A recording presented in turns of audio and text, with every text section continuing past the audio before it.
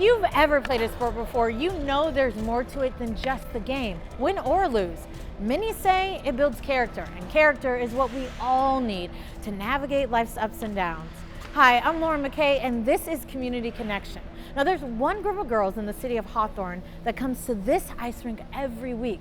They lace up their skates, and they're able to escape life at times most challenging circumstances. They do it through an organization called the Power Project. We spent some time with the group taking an in-depth look at what they do, learning who the girls are and how the coaches are leaving an impact on their lives, empowering them to strive for their very best in life, one puck at a time. But it's not all fun and games. With real-life issues comes real-life consequences. That's something many of the girls have had to learn, one in particular.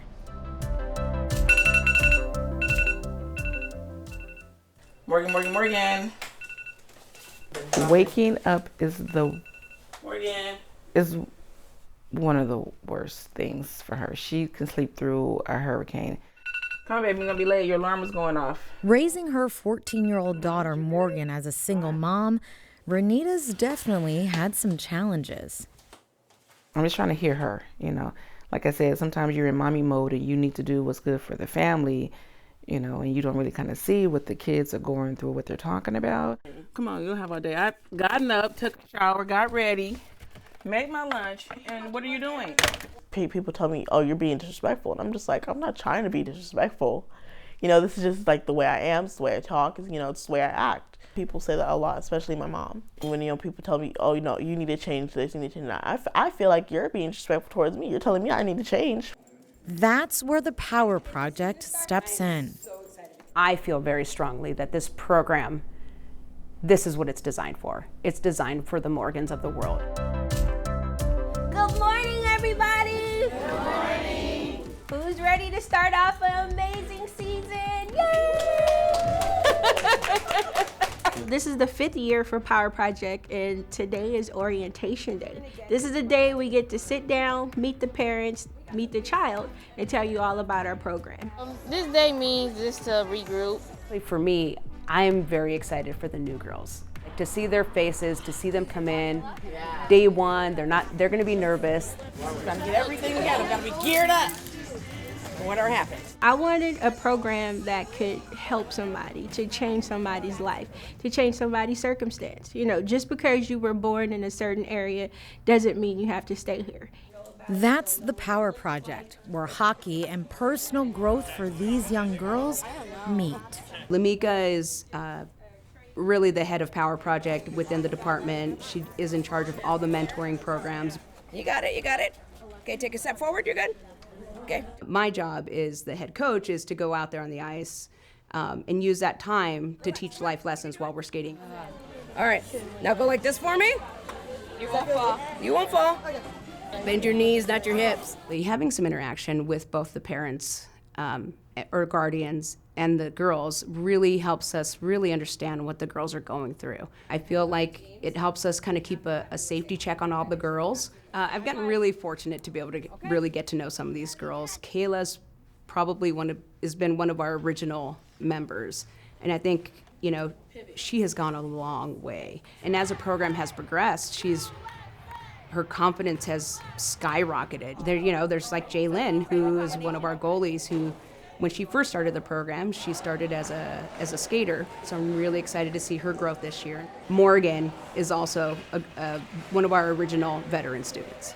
Really smart girl, really athletic.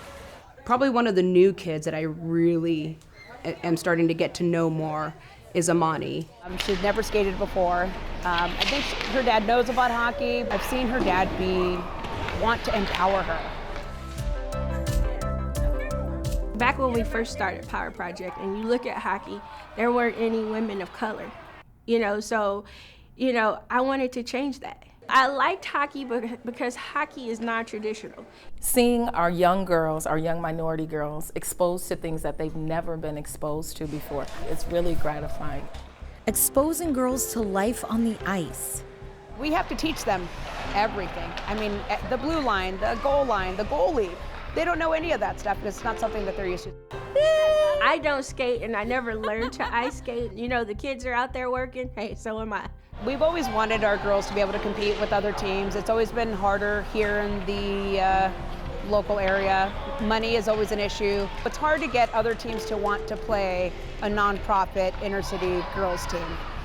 Yet they keep on building their self-esteem. Before this practice, I always talk to my girls. I walk around. How's your week been? During the week, I expect everybody here to do something for somebody else for no reason. How was your competition? Good. So what happened? So, I got second. You got second. Oh my God. Got second and third. It's bringing in their inner confidence is all we're really doing right now with these girls. And their poise, even on dry land. Besides playing hockey, we also have classroom time. And one of the classes that we have, and it's always a must, is our etiquette class. We're gonna give them one example of what they feel confident about. Hold your head up.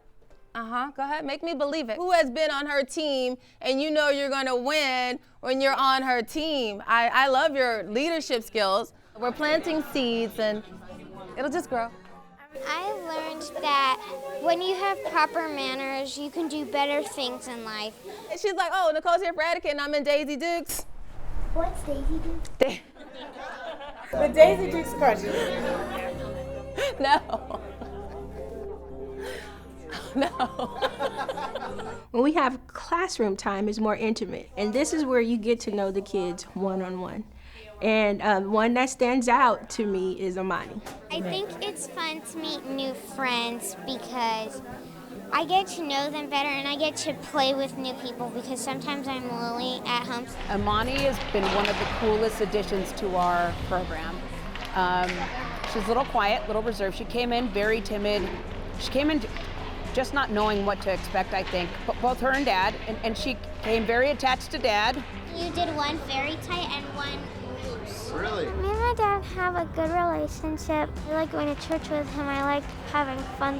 I'm going to fun things with him and just exploring new places. They really are a dynamic duo, those two.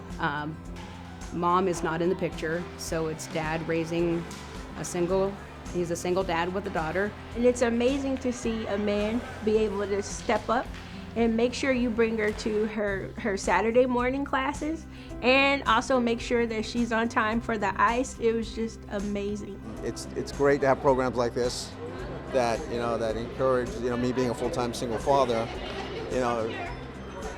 we get, women mentoring, and they can do a lot of stuff that I can't do as a father. I can do certain things, but that touch, that feminine touch. Fully embracing the Power Project experience, 8-year-old Amani has stayed persistent, finding her own strength. Every time she comes out here on the ice, she pushes herself. So stick down, give a target. I want you to pass it to Amani and then skate to where Amani is at. Okay? And her voice.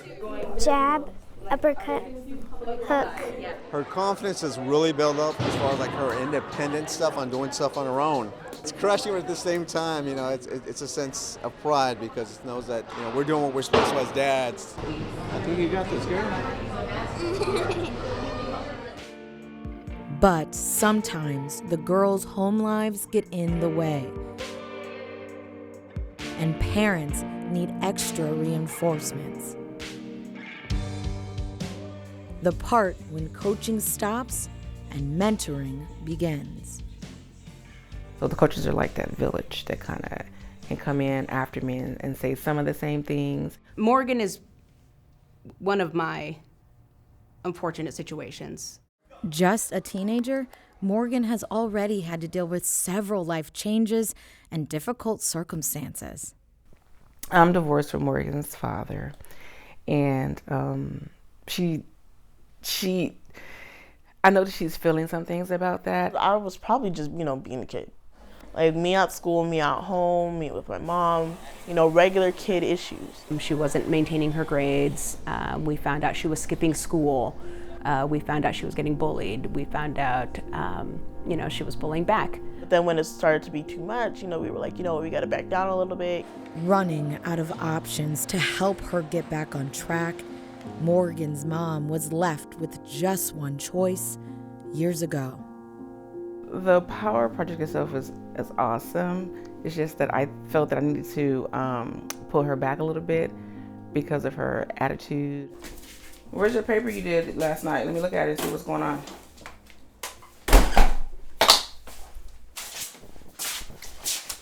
What is it? Which one is it? This one. Huh? This one. Okay. What did you guys do? Thank I just you. want to do notes. Okay. I'll look it over. Thank you. Mm-hmm. Coming back this season, this was supposed to be her redemption year. But just as quickly as things were looking up for her, they've spiraled yet again. What's going on? So I think we need to talk to you a little bit about a situation. We are having to make a pretty tough decision. Getting into trouble again, struggling with her mother, grades dropping. Morgan's bad habits returned. And for the coaches, it's the understanding that real life gets in the way, even with a second chance. Unfortunately, Morgan had some personal troubles, and we had to unfortunately make the decision as a group to suspend her for a minute.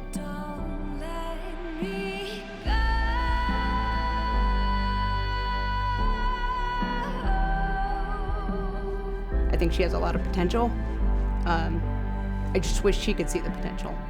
And that's why the program exists, because we want to help these girls.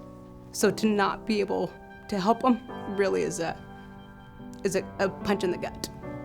It's heartbreaking because that's what we're here to do. That's our mission.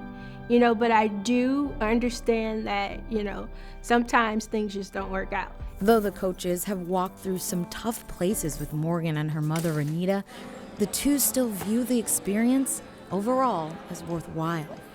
Just the conversations that they've had with me as a parent and then with my daughter, this is the place where it's support. The first confirmed COVID-19 death. With the latest on the coronavirus outbreak. 30 states have seen COVID cases. The coronavirus crisis has taken another staggering turn for the worse. Wow, the pandemic. That threw a wrench in everything. We're used to having one-on-one classroom time with these girls. We're used to being able to be out on the ice. We need to keep these girls active. We need to keep engaging with them. Because going out on the ice and going out there, sometimes us cheering them on is the only positivity they get for the week. So the solution is Zoom. Thank goodness for Zoom. So we call and we do wellness checks on the girls. What'd you guys think of Coach Taylor's workout? What was the best part of her workout, guys? Feeling the burn. Feeling the burn? We've been doing workouts on Wednesdays, and then they get to see all their friends. It's on the screen, but hey, it's better than nothing. We also have stick time. So we're gonna start in the front, start here, bring it over to the side, bring it back. I like to call this the rainbow. So you're basically. But where they go from here, well, it's a tough call to make.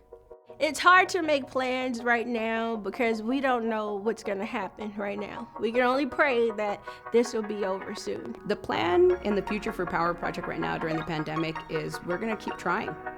We're not going to give up on these girls, because they've had enough people give up on them in life. So we're going to keep trying. On three. On three. 1, 2.